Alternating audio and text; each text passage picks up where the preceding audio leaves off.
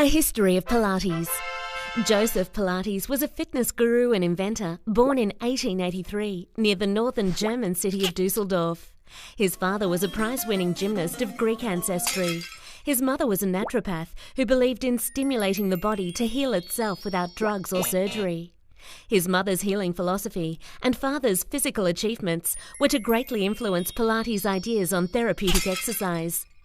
Pilates was a sickly child, suffering from asthma, rickets and rheumatic fever. To make matters worse, the bigger children at school taunted him by making fun of his name. He became determined to overcome his physical disadvantages and dedicated his life to improving his health and strength. He focused on breathing techniques to assist with his asthma, and by exercising outside in his shorts, was able to cure his rickets, which is caused by a vitamin D deficiency. By the age of 14, he was fit enough to pose for anatomical charts. He loved skiing and being outdoors. He studied bodybuilding, yoga, martial arts and gymnastics. You can recognize the influence of these activities in the Pilates technique. For example, the long stretch and up stretch on the reformer are drawn from downward-facing dog and plank in yoga. He uses punching and side kick movements similar to martial arts, and some exercises on the chair are similar to gymnastic ring work.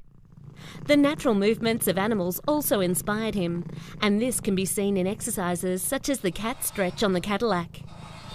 In 1912, Joseph Pilates moved to England and earned a living as a professional boxer, circus performer and self-defence trainer at Scotland Yard. During World War I, however, the British authorities interned him, along with other German citizens, in a British enemy citizens camp on the Isle of Man. The health conditions in these camps were poor, but Pilates insisted that everyone in his cell block participate in daily exercise routines, which he had devised to help maintain their physical and mental well-being. Some of the injured German soldiers were too weak to get out of bed. Not content to leave his comrades lying idle, Pilates took springs from the beds and attached them to the headboards and footboards of the iron bed frames, turning them into equipment that provided a type of resistance exercise for his bedridden patients. These mechanized beds were the forerunners of the spring-based exercise machines such as the Cadillac and the Reformer, for which the Pilates method is known today. Pilates legend has it that during the Great Flu epidemic of 1918, not a single soldier under his care died, remarkable considering the terrible living conditions of the internment camps. After the war, Joseph returned to Germany and collaborated with experts in dance and physical exercise, such as Rudolf Laban. In Hamburg, he trained police officers.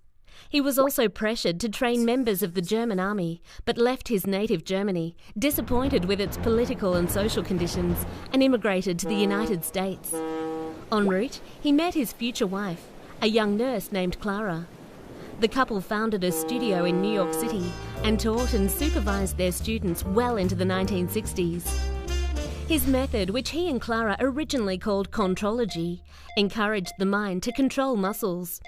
It focused attention on core postural muscles that help keep the body balanced and provide support for the spine. In particular, Pilates exercises teach awareness of breath and of alignment of the spine, and strengthen the deep torso and abdominal muscles.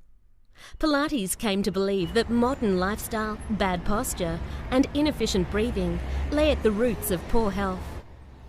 Joseph Pilates' New York gym put him in close proximity to a number of dance studios, which led to his discovery by prominent members of the dance community, including George Balanchine and Martha Graham.